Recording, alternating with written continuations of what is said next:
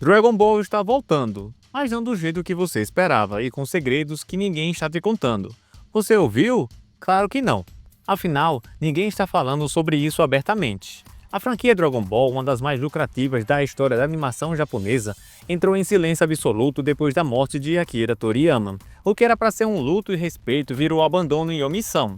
A única coisa que vimos foi Dragon Ball Daima e vamos falar a real, um projeto que já estava engatilhado antes da tragédia, ou seja, nada foi realmente construído depois da morte de Akira Toriyama. Zero direção, zero liderança. Um barco à deriva. Mas aí é que a história muda.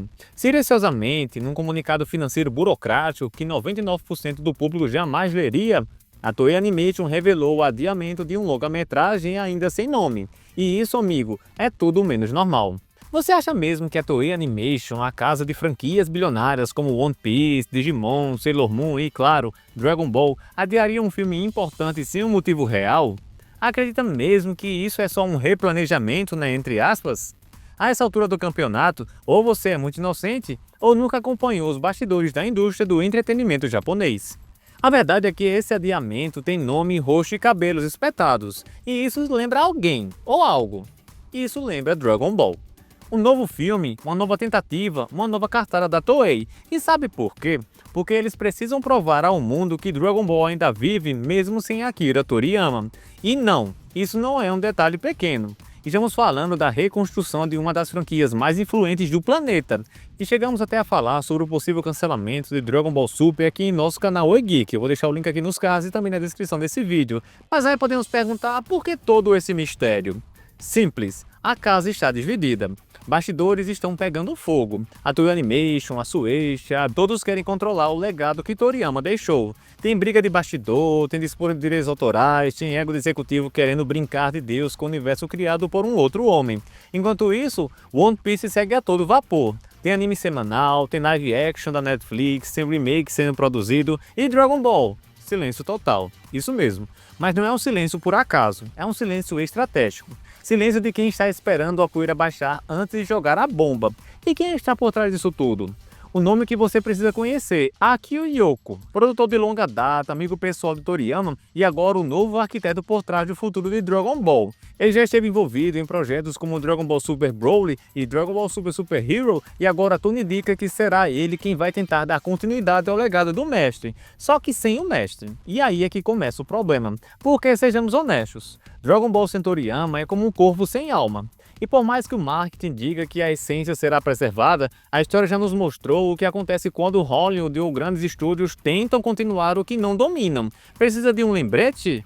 Vamos falar sobre o desastre chamado Dragon Ball Evolution. Não sei se você lembra, mas em 2009, a 20th Century Fox lançou o que talvez seja a maior afronta já feita a um fandom. Um filme tão ruim, tão absurdo, tão desrespeitoso com a obra original que conseguiu o impensável, deixar Akira Toriyama furioso.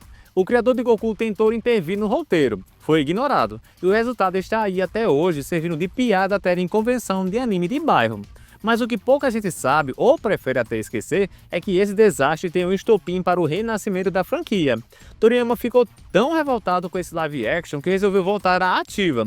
E ele escreveu lá em 2013 Dragon Ball Z, a Batalha dos Deuses do Zero com as próprias mãos. E mais, no livro comemorativo dos 30 anos de Dragon Ball Z, ele admitiu com todas as letras que só voltou por causa do trauma que foi ver sua obra destruída por terceiros. Em suas palavras, Dragon Ball já era uma coisa do passado para mim, mas eu fiquei tão bravo com o filme live action que escrevi o roteiro completo de um filme. Essa é a verdadeira história que esconderam de você. Não foi paixão, não foi o dinheiro, não foi o estúdio, foi a revolta. Toriyama não voltou porque quis, voltou porque não aguentou ver Dragon Ball morrer nas mãos erradas. E agora?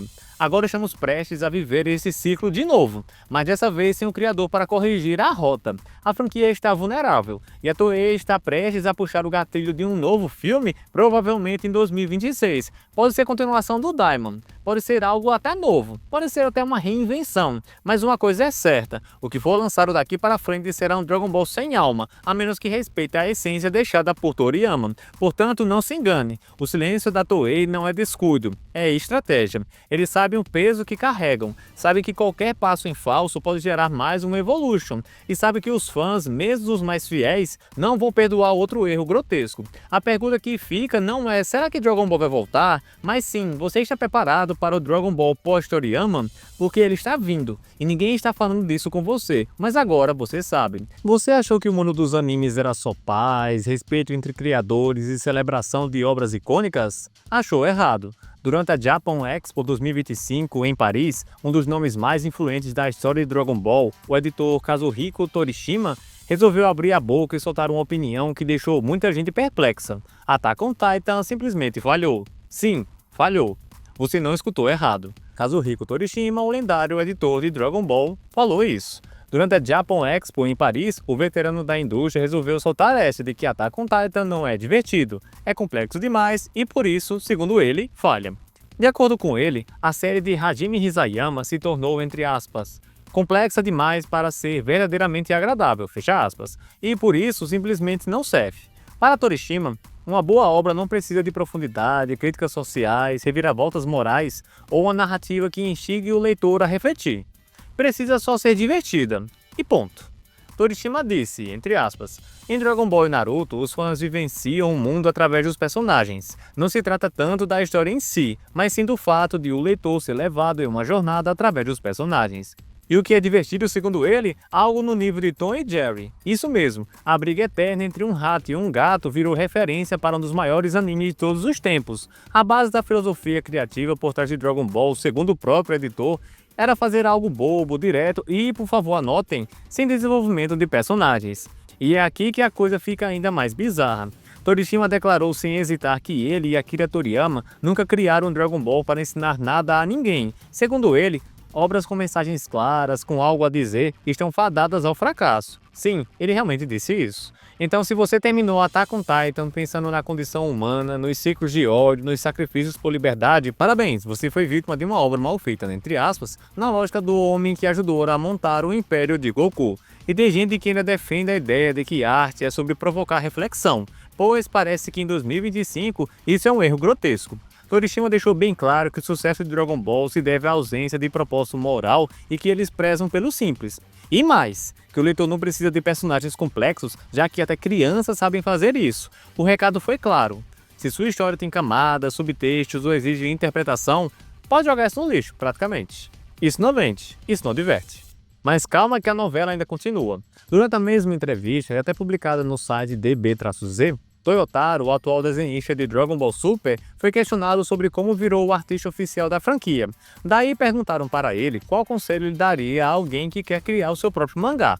Toyotaro ele simplesmente respondeu que não acha que possa se gabar muito, já que ele era um grande fã do trabalho do Toriyama e, de certa forma, se apropriou dele sem permissão para poder contar suas histórias baseadas em Dragon Ball, mas com sua própria perspectiva e desenhos.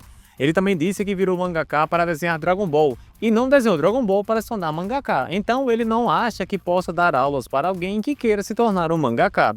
Então, se alguém realmente quiser desenhar Dragon Ball, pode ser interessante fazer o mesmo e apresentar o seu trabalho à Shueisha para ver o que acontece. Se a gente fosse resumir essa fala de Toyotaro, em outras palavras, ele disse que simplesmente começou desenhando mangá sem permissão, roubando, entre aspas, a obra de Toriyama para criar suas próprias versões. Ele disse que não queria ser um mangaka, só queria desenhar Dragon Ball.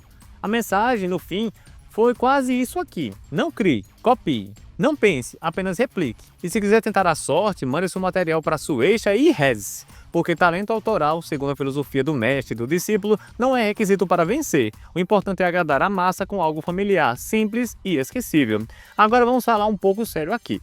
Como aceitar passivamente esse tipo de discurso em 2025? Em um mundo onde o mangá evoluiu, onde obras como Attack on Titan, Death Note, Monster e até mesmo Jujutsu Kaisen desafiam seus leitores com dilemas éticos, paradoxos morais e mensagens poderosas, ouvir que tudo isso é perda de tempo, entre aspas, pode beirar o delírio. A crítica de Torishima não é só uma opinião ultrapassada, é um manifesto contra o avanço narrativo dos mangás modernos.